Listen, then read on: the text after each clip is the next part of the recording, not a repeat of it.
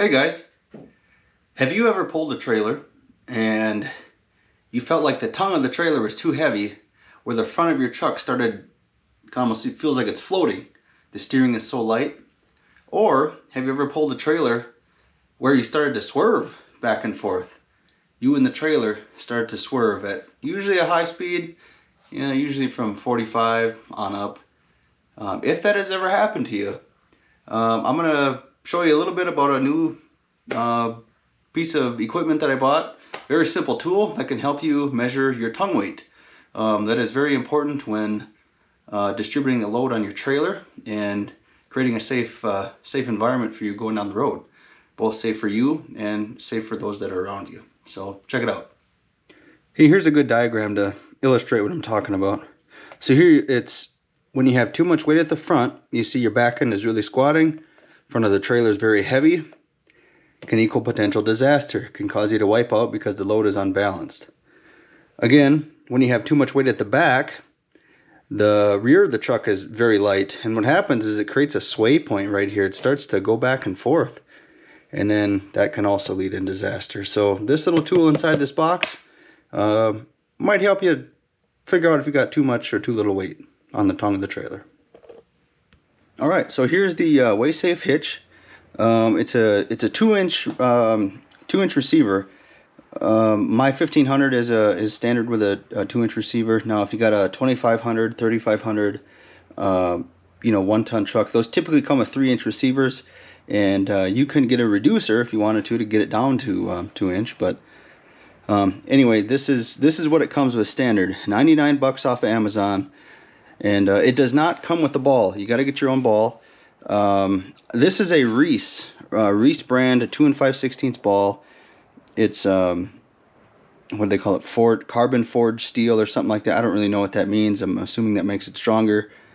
But one thing I want to point out here though, quick. It's rated for 1,500 pounds of tongue weight, and then it's also rated for 10,000 pounds total trailer weight. So if you do the quick math on that, we're talking about 10 to 15% maximum tongue weight.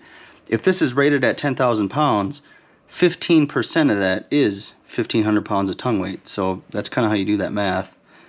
But one thing to note though is if you buy a ball to add to it, there's a ball rating also. So this has a maximum capacity of 7,500 pounds. So even though this says 10,000, I'm now limited to the rating of the ball. So in reality, I can really only tow with this setup 7,500 pounds because that's the limitation on the ball. My one other beef with this though is that you can't see it because the ball is installed, but the shank, that's what they call the shank right here, the diameter of, not the nut, but the thread that goes through the hole, that's a diameter of 1 inch.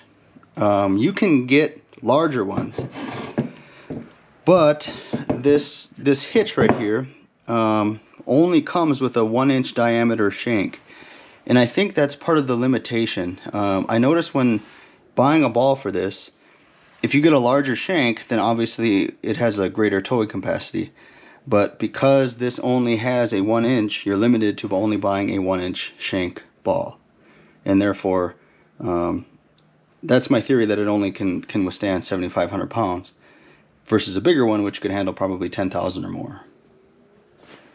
Alright, here's the gauge. I don't really know how well you can see that with my camera, but it's got a scale, and it goes from 0 all the way to 1,500 at the top right there. And then anything in this red area, it tells you that the trailer weight limit is exceeded. So the scale here, it looks like each one of those tiny little notches is 100 pounds, and it goes by 500, then to 1,000, then to 1,500. So anyway, this is what it looks like. It's got kind of a, I don't know, little ball or something like that, a little node.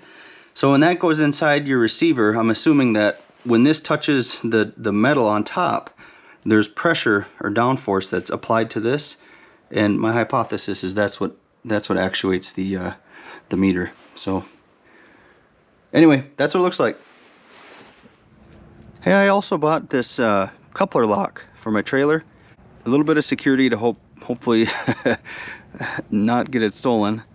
But with these type of couplers, honestly, stealing them is kind of easy, I think.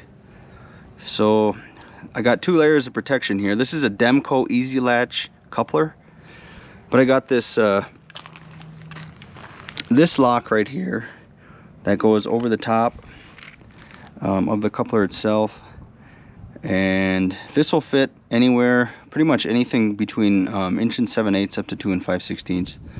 This is the heavy duty version. They make a yellow version that's a little bit lighter duty, but I got the bigger one just for peace of mind. And then on top of that, I got a kind of a latch lock. You stick it through, and then right here you got your keyed part. But anyway, that prevents this from lifting. You can't lift the lock or the latch after that's in place. So kind of 2 measures of security there. But the weak point on these type of couplers is that they're bolted on.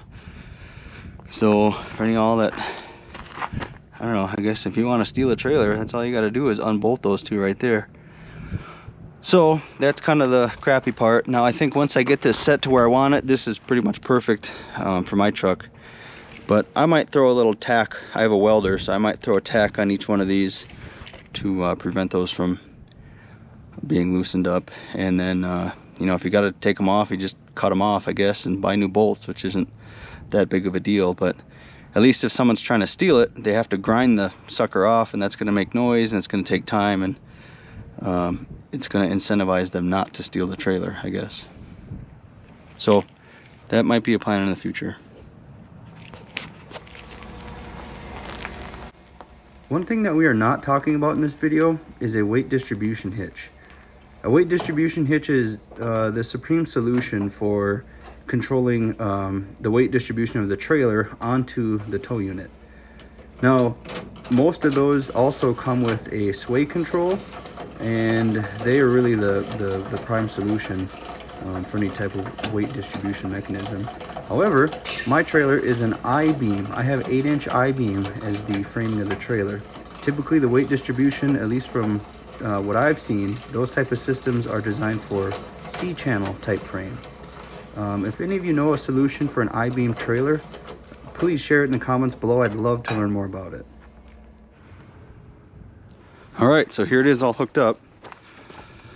It looks pretty level. I did drop the coupler down to the lowest setting, which is about 2 inches more, to factor in the 2-inch drop on the actual receiver hitch for the WaySafe hitch. So it sits pretty level. It might look like it's sitting sideways right now because it is. There is a slight grade in the driveway, so it looks like it's leaning towards us a little bit. But overall, it looks like it's sitting pretty level. The truck is sitting good. The trailer's sitting good. Okay, so when we get up on it, hopefully you can see that. That is just shy of 800 pounds of tongue weight. So let's do some calculations. All right, I want to mention first that my hitch is rated at 1,200 pounds of tongue weight. In a previous video, I showed where you can find that information. The easiest way to find it, if your vehicle isn't too old, that is, and it hasn't weathered off, underneath the hitch, underneath the receiver part, there is a sticker that will tell you your maximum tongue weight. And for my 2018 1500 Silverado, that is 1,200 pounds. So we're well within that limit. So we're doing good there. So I want to share with you some weights that I found. The curb weight of the trailer, this is a 2021 Low Pro PJ 16-foot dump trailer, and the manual says that it weighs 4,665 pounds dry. Now you can see that we have the 1025R inside of it. So when I calculate all that together, I get 7,282 pounds is roughly how much I'm towing right now. So we talked about tongue weight being between 10% and 15% of the actual trailer weight. So Now that's getting pretty close to that ball. Remember we talked about that ball was rated at 7,500 pounds, so that's pretty close. I don't know that I would tow with this. I have one that's actually welded on that doesn't really have a shank, and that's rated at 10,000. So I'll more than likely just use that. But you know, if we took 7,282 and we took that times 10%, that's 728 pounds. That's some pretty easy math there. And we're just shy of 800. So I would say that we're probably in that maybe 12% range tongue weight. Now, that's pretty good. Now I can't move this tractor forward or back any further. That's in there like a glove. Here, let me show you. So that bucket's all the way to the front, and